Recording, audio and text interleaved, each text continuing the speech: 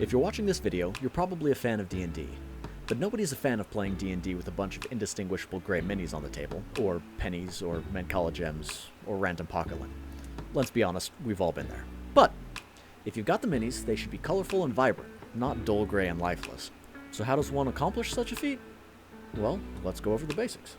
Now, before any of you pro painters out there get up in a tizzy, there is a good amount of prep work that usually takes place before even touching a paintbrush if you're trying to achieve that pro painted look, like printing, deflashing, washing, and priming your model. But luckily for me, this terrifying beholder was prepped for me by Easy Dispell's very own David, who's currently playing Avrin in our Avarice campaign.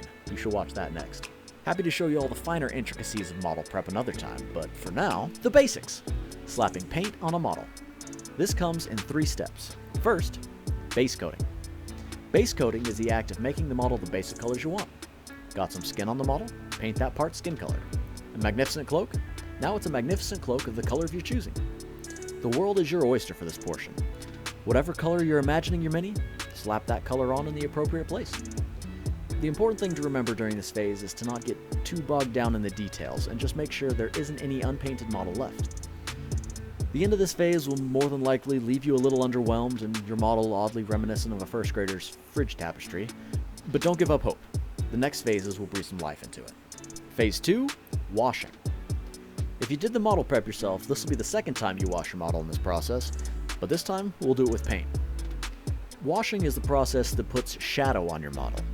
For our purposes, we'll take paint a shade or two darker than the paint applied for the base coat and mix it with water.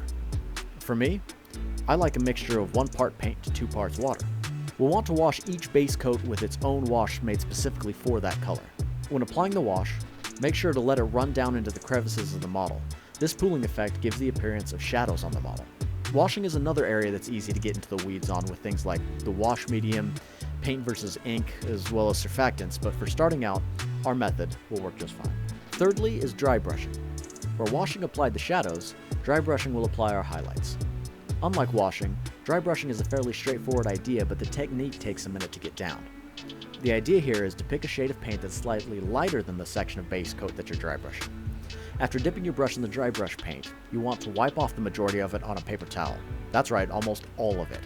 Then, with your brush nearly void of paint, and a model with a wash that's dried, take and dust the model as if it were a dinosaur bone and you a world-renowned archaeologist. You'll want to brush over the ridges and pay less attention to the crevices of the model. This should brighten up the ridges of the model in the way natural light would, and bring out that extra detail. This washing and dry brushing pairing can be repeated ad infinitum until you're happy with the model, and boom, you have a painted model. There are, of course, additional details like sealing the model, basing, and how to store or display it, but that, like a lot of things mentioned in this video, will be a topic for another time and another video.